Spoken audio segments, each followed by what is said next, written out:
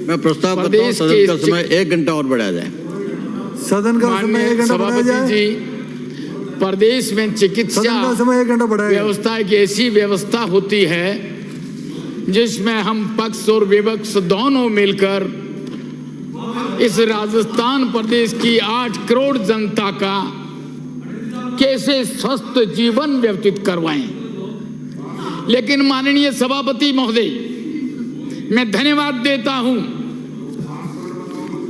आज के इस बजट के अंदर माननीय मुख्यमंत्री जी ने, माननीय उप मुख्यमंत्री जी ने और माननीय मंत्री जी ने पूरे बजट का 8.26% इस चिकित्सा बजट के अंदर घोषणा की। इसके लिए आपको बहुत बहुत साधुवाद, बहुत बहुत धन्यवाद। मान्यवर, अफसोस के साथ कहना पड़ता है कि 13 से करके 18 तक मैं इसी विधानसभा के सदन के अंदर विधायक था और उस समय इस सदन, पवित्र सदन में घोषणा हुई थी कि जैसलमेर विधानसभा के बड़ुड़ा गांव में एक पीएससी की घोषणा हुई। माननीय प्रतिपक्ष नेता, पूरे 5 साल बीत गए, वहां एक कमरा भी नहीं बनाया। ये राजनीतिक या राजनीति आपकी ऐसे विभाग पे नहीं होनी चाहिए जिसमें मानव जीवन से जुड़ा हुआ ये विभाग है। ये स्वस्थ रहने वाला एक विभाग है। मानिए, बहुत कुछ मांगे होती है, बहुत सारी योजनाएं होती है, लेकिन चिकित्सा विनियमितीकरण क्यों हुआ, ये मैं निवेदन करना चाहता हूं। बहुत कुछ आपने भी काम किए होंगे और यदि अच्छे काम करते तो आपको ये अवसर नहीं मिलता।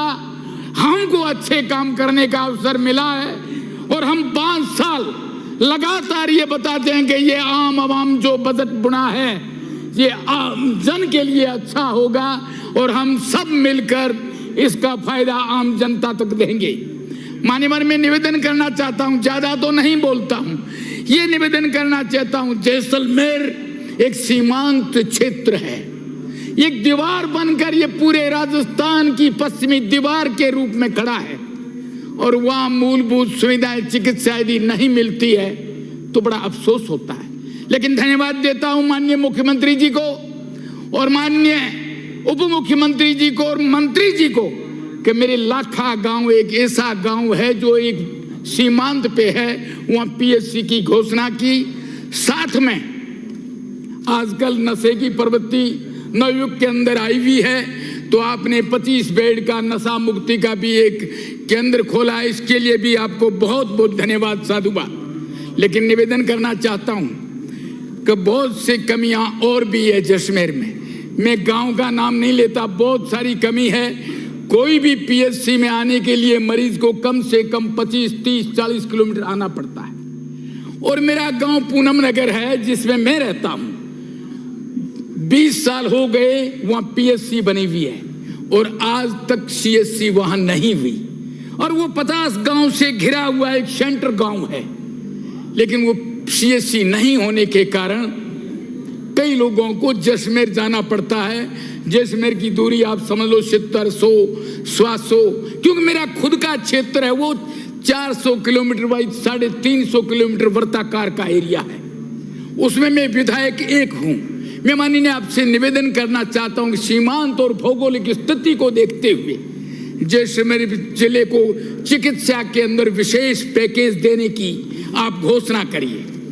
बहुत सारी ढाणियां गांव ऐसे हैं जहां अभी उप स्वास्थ्य केंद्र भी वहां नहीं है और नहीं वहां स्टाफ रहना चाहता है। उसका कारण ये भी है कि सीमांत क्षेत्र में बहुत सी आवश्यकताएं होती है, चाहे वो पानी संबंधी हो, बिजली संबंधी हो, मूलभूत सुविधाएं उनको नहीं मिलती है, इसलिए नहीं रहना चाहते।